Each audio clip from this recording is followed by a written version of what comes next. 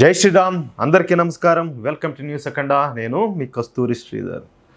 మనము పురాణాల్లో చదువుకునే వాళ్ళం రాక్షసులు ఇలా ఉంటారని చెప్పి. కానీ కలియుగంలో ఏంటంటే ఈ మమతా బెనర్జీని చూస్తే ఆ లోటు అయితే తీరిపోతుంది. కానీ మమతా బెనర్జీను రాక్షసులతో పోలిస్తే ఆ రాక్షసులు కూడా సిగ్గుతో అయితే చచ్చిపోతారు. మనం చూస్తూ ఉన్నాం కదా, ఆవిడ పాలన ఎట్టుందో, ఆవిడ తీరెట్టుందో, ఇవన్నీ కూడా మనం గమనిస్తూ ఉన్నాం.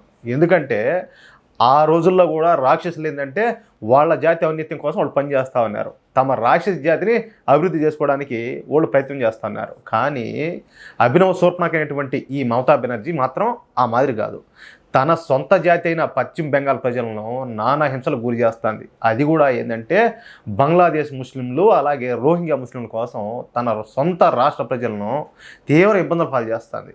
బహుశా హిట్లర్ అంటే తెలుసు కదా మనందరికీ. ఆ హిట్లర్ కూడా మమతా బెనర్జీ ముందైతే దేదోడిపోయి అని చెప్పుకోవచ్చు. ఇక పశ్చిమ బెంగాల్లో జరిగిన ఈ లేడీ డాక్టర్ అత్యాచారం అలాగే హత్యల గురించి మనం గతంలో చాలా వీడియోలో మనం మాట్లాడుకుంటా ఉన్నాం. ముందుగా ఈ అత్యాచారం అలాగే హత్య జరిగిన తర్వాత ఈ హత్యను ఆత్మహత్యగా చిత్రీకరించడానికి మమతా బెనర్జీ ప్రభుత్వం విశ్వ ప్రయత్నం చేసింది. చివరికి ఏందయ్యా అంటే పోస్ట్ మార్టం అయిన తర్వాత కూడా ఆ లేడీ డాక్టర్ శవాన్ని ఆమె తల్లిదండ్రులకు అప్పగించాల. చూడండి ఎంత దుర్మార్గమో.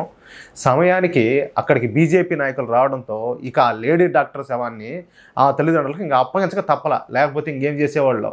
తరువాత ఈ కేసును క్లోజ్ చేయడానికి మమతా బెనర్జీ ప్రయత్నించినప్పటికి కూడా బీజేపీ నాయకులు ఈ కేసుపై కలకత్తా హైకోర్టుకు వెళ్లడంతో మమతా బెనర్జీ ప్లాన్ ఏమైందంటే ఉల్టా అయిపోయింది. హైకోర్టు ఈ కేసును సిబిఐకి అప్పగించింది. దీంతో ఇక సిబిఐ రంగంలోకి దిగింది. కానీ ఏందయ్యా అంటే మమతా బెనర్జీ ఈ కేసును విచారించడానికి సిబిఐకి 1 వారం రోజులు మాత్రమే గడువు ఇచ్చింది. చూడండి, ఎవరైనా న్యాయం చేయాలని చెప్తారు కానీ ఇన్ని రోజులు అని చెప్పేసి డెడ్ లైన్ పెడితే అది ఎట్లా ఉంటుంది? ఇంకోటి చెప్పుకున్నాం మనం, అక్కడ ఆవిడ సాక్ష్యాలన్నీ కూడా తారుమారు చేసింది అని చెప్పి మనం చెప్పుకున్నాం. అయితే ఇప్పుడు నేరుగా సుప్రీంకోర్టు రంగంలోకి దిగింది. నేరుగా సుప్రీంకోర్టు ప్రధాన న్యాయమూర్తి అయినటువంటి ఈ జస్టిస్ చంద్రచూడ్ ఈ కేసును ఏంటంటే పర్యవేక్షిస్తున్నారు. ఈ క్రమంలో ఈ కేసును విచారించిన ఈ సుప్రీంకోర్టు చీఫ్ జస్టిస్ ఆయన మాట్లాడుతూ ఏమన్నాడే అంటే మమతా బెనర్జీ ప్రభుత్వానికి చివాట్లు పెట్టినాడు. ఆయన మాట్లాడుతూ పశ్చిమ బెంగాల్ ప్రభుత్వం తమ అధికారాలను ఎట్టి పరిస్థితుల్లో నిరసనకారులపై ప్రయోగించకూడదు.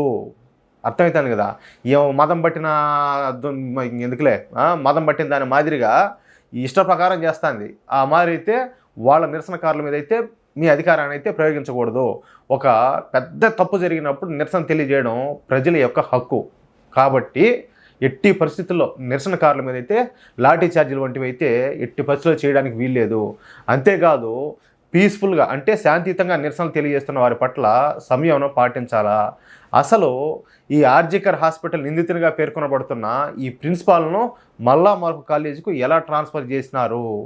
పశ్చిమ బెంగాల్ ప్రభుత్వం ఖచ్చితంగా లా అండ్ ఆర్డర్ని అయితే కాపాడాల్సిందే.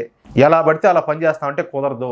అసలు రాజ్యాంగబద్ధంగా మమతా బెనర్జీ ప్రభుత్వం ఎందుకు నడుచుకోవడం లేదు అంటూ మమతా బెనర్జీ మీద సుప్రీంకోర్టు అయితే తీవ్ర ఆగ్రహాన్ని అయితే వెలుబుచ్చింది. దీంతో మమతా బెనర్జీ చేతులు గట్టేసినట్టయింది. ఈ విషయంలో ఆవిడ కూడా ఊహించలా. ఎందుకంటే హైకోర్టుని అయితే అట్లా ఒకటి మేనేజ్ చేద్దాం అనుకునేది. కానీ ఇది ఏకంగా సుప్రీంకోర్టు ఈ కేసును సుమోటోగా తీసుకొని ఇంకా వాళ్ళు అయితే లాఠీ తీసుకొని కొట్టేట్టున్నది ఈవిడ గారిని. దాంతో దిక్కు తెలియక అల్లాడిపోతుంది. నిరసన ప్రదర్శనలు జరుపుతున్న వాళ్ళ మీద కఠిన చర్యలు తీసుకోకుండా సుప్రీంకోర్టు అడ్డుపడడం ఇక్కడ విశేషం. ఇక ఏం జరగబోతుంది అనేది మనకు మరో కొద్ది రోజులు అయితే తెలుస్తుంది. అది విషయం. అయితే ఈ వీడియోపై మీ యొక్క అమూల్యమైన అభిప్రాయాలను దయచేసి ప్రతి ఒక్కరు కూడా ఖచ్చితంగా కామెంట్ రూపంలో తెలియజేయాలని కోరుకుంటూ, అలాగే ఈ వీడియో నచ్చితే లైక్ చేయడంతో పాటు మీకు ఇవి ఎంతమందికి వీలైతే అంతమందికి షేర్ చేయండి. అలాగే ఇంతవరకు ఎవరైనా కూడా మా ఛానల్ సబ్స్క్రైబ్ చేసుకోకపోతే దయచేసి ప్రతి ఒక్కరు కూడా మా ఛానల్ సబ్స్క్రైబ్ చేసుకోండి. ప్లీజ్ సపోర్ట్ చేయండి. జై శ్రీరామ్.